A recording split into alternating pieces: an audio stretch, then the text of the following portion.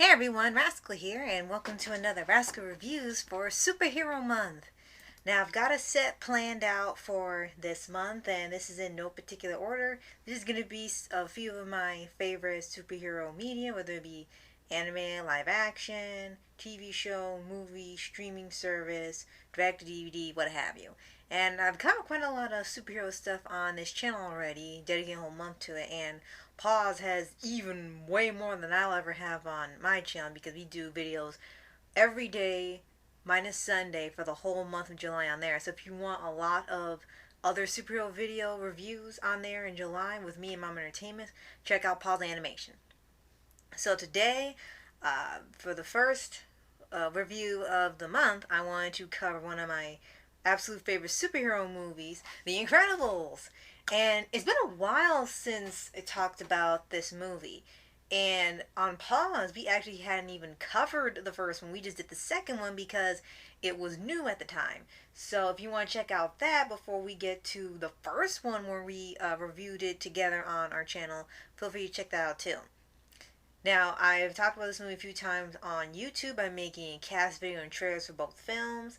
And I've expressed how much I love it on Twitter. I say it's my favorite Pixar movie, and the second would be Ratatouille.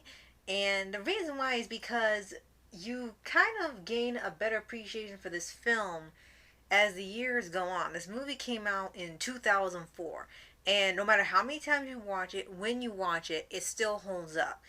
And for the longest time, people wanted a sequel to it. We got one, and well, I guess depending on how you view it, you can take it or leave it. I won't really go into detail with it until I maybe cover it on my channel in the future.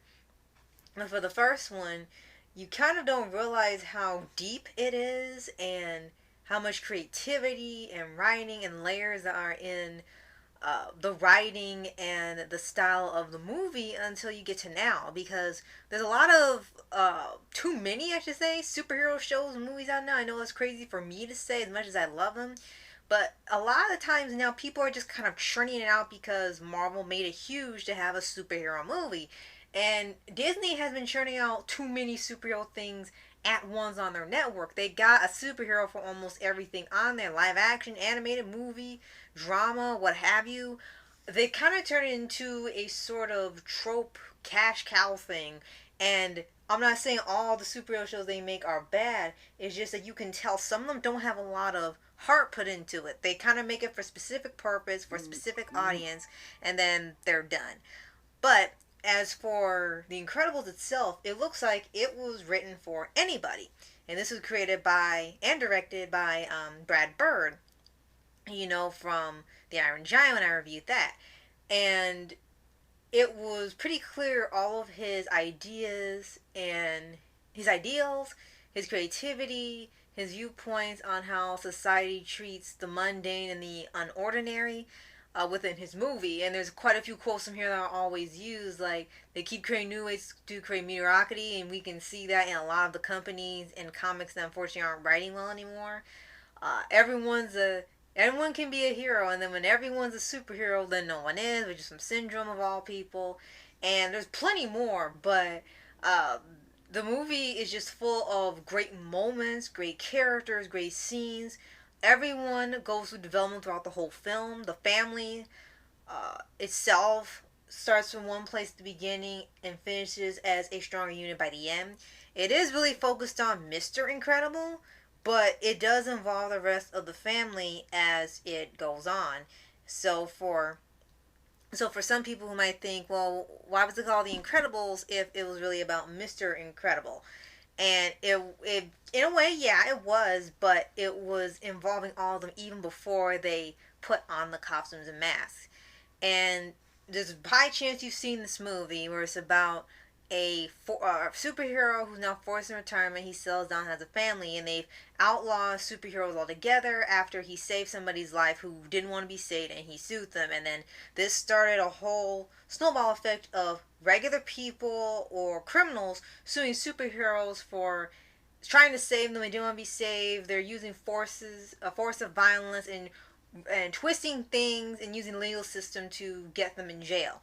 And it caused so much stir that they just outlaw superheroes altogether. So all of the heroes are now taking civilian identities, they've had families, or they try to do other hero work without putting on a mask. And it's a pretty creative idea, and you really hadn't seen something set up like this for superheroes until way later with stuff like My Hero Academia. And this one was a much more settled theme and message within it.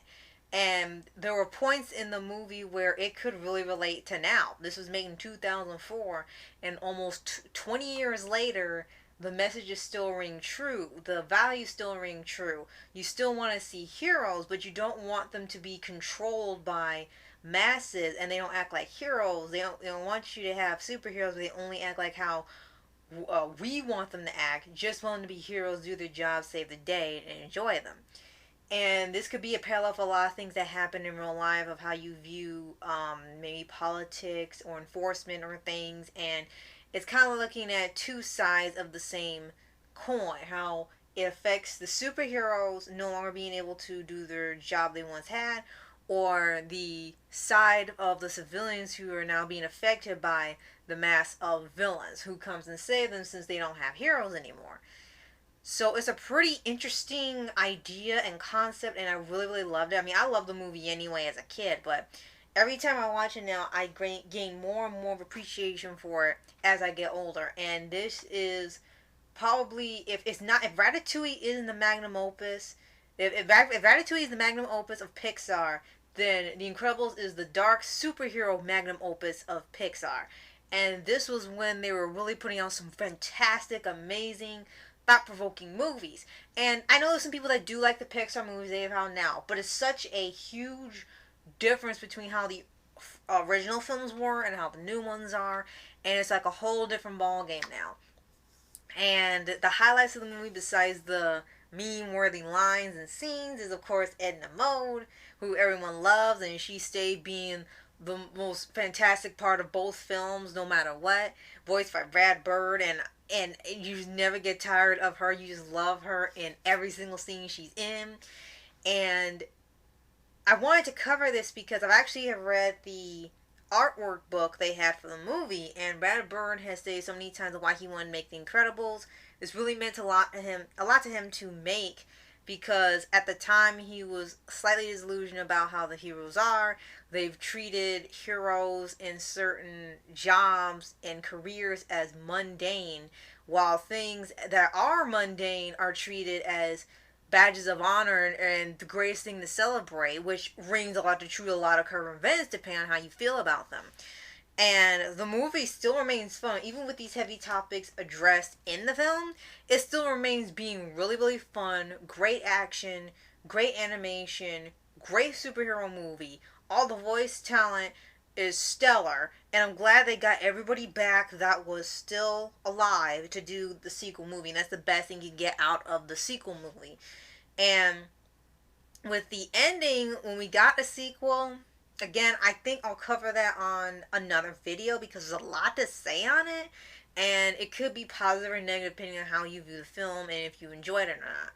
But as for The Incredibles, I highly recommend it if you haven't seen it. There's a high chance you haven't, but if there's some chance that you have never heard of it or watched the movie, I recommend The Incredibles to watch. Not just for superhero month, because it's a pretty good summer movie as well, but just to watch it anytime on your own or with your family, it's a fantastic film. If you have or haven't seen The Incredibles, let me know anything in the comments below. If you haven't, go check it out on DVD. It's available on Disney Plus, and you can buy it from Amazon and other streaming services that allow it aside from Disney Plus. If you have seen The Incredibles, how did it affect you watching it, whether it be when it was first out or years later, long after the superhero boom started with Marvel? Do you still love it? Did your feelings change over the years, or do you really not like it anymore or never did like it? I want all your feelings and opinions in the comments below. Thank you so much for watching. I'll see you guys next time in the next Superhero Month review. Later.